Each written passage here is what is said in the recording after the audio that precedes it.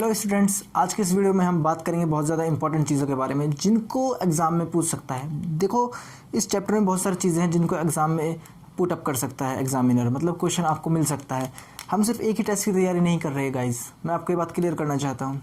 TBIT study app पर मैं आपको सिर्फ ऐसा नहीं है कि AMU BHU जामिया और जो बाकी एंट्रेंस होते हैं इनकी तैयारी करा रहा हूँ, बिल्कुल नहीं। मेरा मेन मोटिव ये है कि आप यहाँ से कुछ सीखें। एंट्रेंस टेस्ट क्रैक करना बाद की बात है, पहले आप कुछ सीख जाएं। जब आप कुछ सीखोगे ना तो उससे आपको बहुत खुशी मिलेगी। मैं आपको कुछ एक्स्ट्रा चीज़ें बता रहा हूँ बेटा, आपको नोटिस हुआ होगा पिछले लेक्चर में मैंने आपको 2-4 चीज़ें एक्स्ट्रा बताई थी।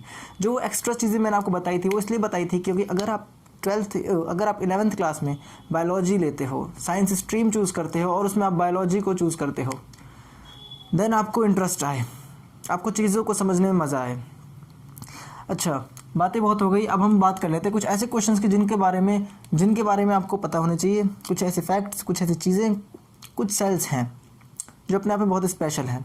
सबसे बड़ी सेल कौन सी है, सबसे छोटी सेल कौन सी है, इस तरह की चीज़ें एग्जामिनर अक्सर पूछ लेता है। तो यहाँ पर अगर मैं आपसे क्वेश्चन पूछूं सबसे स्मॉलेस्ट सेल कौन सी है, मैंने पूछा पूरे वर्ल्ड में सबसे स्मॉलेस्ट सेल। अब इसका आंसर कुछ लोग वायरस देंगे, लेकिन वायरस बिल्कुल गलत आंसर है। वायरस कोई सेल नहीं है, वो सिर्फ एक न्यूक्लियो प्रोटीन पार्टिकल है। वायरस सिर्फ एक न्यूक्लियो प्रोटीन पार्टिकल है, ये एक्स्ट्रा चीज़ मैं आपको बता रहा हूँ। वायरस एक न्यूक्लियो प्रोटीन पार्टिकल है, न्यूक्लियो प्रोटीन पार्टिकल। लेकिन खैर, हमारा जो मेन मोटिव है इस वीडियो लेक्चर का वो ये है कि हम कुछ क्वेश्चंस को कवर करें जो बहुत ज़्यादा पूछे जाते हैं, ठीक है। तो जो हमारी सबसे छोटी सेल है उसका नाम क्या है? माइकोप्लाज्मा। माइकोप्लाज्मा असल में बेटा बैक्टीरियल सेल्स होती है। कौन सी सेल्स होती है? Bacterial cell. बैक्टीरियल सेल्स मतलब माइकोप्लाज्मा जो है ये बैक्टीरियल सेल है, और ये एक ऐसी बैक्टीरियल सेल है जिसके पास सेल वॉल नहीं होती। बाकी और जो बैक्टीरियल सेल्स है उनके पास सेल वॉल प्रेजेंट होती है। बैक्टीरियल सेल्स की सेल वॉल बहुत ही ज़्यादा टफ होती है, बहुत ज़्यादा टफ मतलब कि उनको प्रोटेक्ट करने के लिए होती है। लेकिन हमारे एनिमल सेल्स में सेल वॉल नहीं होती, सिर्फ वहाँ पर सेल मेम्ब्रेन होती है, ये आपको पता होगा। खैर, सबसे छोटी सेल कौन सी है? माइकोप्लाज्मा। लिख लीजिए इस चीज़ को, कॉपी में बिल्कुल लिख लीजिए। और जब मैं पढ़ाऊँ आपको तो आपको यही शॉर्ट नोट जो है जो मैं करा रहा हूँ वो अपनी कॉपी में लिख लेना, बहुत काम देंगे। सबसे लॉन्गेस्ट सेल कौन सी पूरे वर्ल्ड में? स्क्लेरेनकाइमा फाइबर सेल्स होती हैं। स्क्लेरेनकाइमा फाइबर सेल्स जो होती हैं प्लांट की, जो रेशेदार सेल्स होती हैं। एक जो आपने देखा होगा प्लांट्स के अंदर कोई, जैसे आप एग्जांपल लीजिए, जो केले का पेड़ होता है, जो ठीक है, बनाना ट्री जो होता है, उसमें क्या होता है बेटा, अगर आप देखोगे ना बनाना ट्री को, उसकी ज़्यादा हाइट नहीं होती। लेकिन अगर आपने कभी गौर से देखा होगा तो उसमें क्या है, रेशे से निकल के आते हैं, रेशे टाइप में। तो वही फाइबर सेल्स हैं। जो फाइबर सेल है वो सबसे बड़ी सेल्स है। लॉन्गेस्ट, मैंने बोला लॉन्गेस्ट मीन्स लंबी सेल्स, ठीक है। लॉन्गेस्ट मीन्स लंबी सेल, कंफ्यूज नहीं हो ना लॉन्गेस्ट और लार्जेस्ट में। सबसे ज़्यादा लार्जेस्ट सेल कौन सी बेटा? सबसे ज़्यादा लार्जेस्ट सेल ओव्यूम होती है ह्यूमंस में, ठीक है, ओव्यूम ह्यूमंस में। लेकिन अगर आपसे पूछे ओवरऑल वर्ल्ड में सबसे लार्जेस्ट सेल, तो आप बोल दोगे ऑस्ट्रिच एग। बेटा जो एग होता है ये ओव्यूम और एग एक ही चीज़ होती है। बाकी जो ऑस्ट्रिच का एग होता है उसके ऊपर कैल्शियम कार्बोनेट की एक लेयर जमा हो जाती है जिसकी वजह से वो टफ हो जाता है, ठीक है। पर ह्यूमंस का जो ओव्यूम होता है उसमें ऐसा कुछ नहीं होता, वो भी अंडा ही होता है और ये भी अंडा ही है, ठीक है। अब हमने बात करी लार्जेस्ट सेल की। पूरे वर्ल्ड में पूछे तो ऑस्ट्रिच, ह्यूमंस में पूछे तो ओव्यूम या फिर एग, सीधा बोल सकते हो। सबसे स्मॉलेस्ट सेल ह्यूमंस में, सबसे स्मॉलेस्ट सेल ह्यूमन में बेटा कौन सी? स्पर्म होती है। कौन सी होती है? Sperm cells. स्पर्म सेल कौन सी सेल होती है? जो रिप्रोडक्शन के दौरान क्या करती है, फ्यूज़ हो जाती है किसमें? ओव्यूम में। ये स्पर्म सेल बाद में रिप्रोडक्शन के लिए किसमें फ्यूज़ हो जाएगी? ओव्यूम में, ठीक है। फर्टिलाइजेशन करेगी ये सेल। अब मैंने बात कर दी लॉन्गेस्ट सेल की, स्क्लेरेनकाइमा सेल। लेकिन आपके दिमाग में ये सवाल आ रहा होगा कि जब सर आपने बता दिया कि लॉन्गेस्ट सेल सबसे ज़्यादा स्क्लेरेनकाइमा फाइबर सेल है, ये तो प्लांट्स में है, तो एनिमल्स का क्या हाल है? एनिमल्स का जो हाल है वो बहुत अच्छा है। एनिमल्स में जो सेल होती है सबसे लंबी उसको बोलते हैं बेटा नर्व सेल। नर्व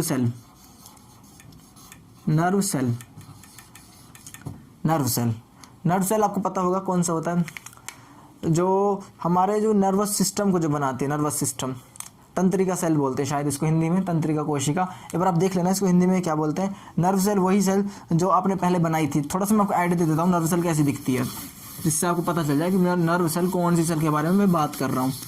वैसे बहुत सारे बच्चों को पता है नर्व सेल क्या होती है, लेकिन मैं थोड़ा सा इसको एक्सप्लेन कर देता हूँ ताकि हिंदी मीडियम वाले बच्चों को पता चल जाए कि नर्व सेल मैं कौन सी सेल के बारे में बात कर रहा हूँ। देखो आपको हिंदी मीडियम वाले बच्चे अगर इंग्लिश में सीख रहे हैं, मतलब कि जो नर्व मैंने बोला नर्व सेल, अब हिंदी में इसको क्या कहते हैं, इस चीज़ से वो कंफ्यूज हैं। लेकिन जैसे ही मैं डायग्राम बनाऊंगा उनके दिमाग में वो वर्ड भी आ जाएगा कि इसको हम तो इसको ये बोलते हैं, और ये जो डायग्राम है तो हमें भी आता है, तो ये चीज़ बहुत ज़्यादा इंपॉर्टेंट हो जाती है। तो बच्चों आप देखिए जो नर्व सेल है कुछ इस तरह से होती है, ठीक है।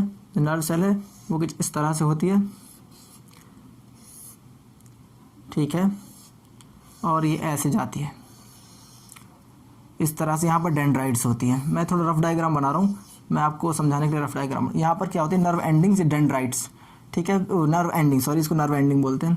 यहाँ पर जो ये सिग्नल रिसीव करने के लिए होते हैं इनको बोलते हैं डेंड्राइट्स। क्या बोलते हैं, डेंड्राइट्स, डेंड्राइट्स बोलते हैं।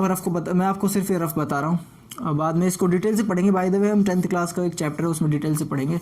तो ये डेंड्राइट्स हो गए, ठीक है। ये क्या करेंगे, सिग्नल रिसीव करेंगे यहाँ से, ठीक है, इधर से। यहाँ पर इसका क्या होता है बेटा, न्यूक्लियस होता है, यहाँ पर न्यूक्लियस होता है, ठीक है। यहाँ पर इसका साइटोप्लाज्म भरा होता है, साइटोप्लाज्म ये केंद्रक हो गया इसका, ठीक है।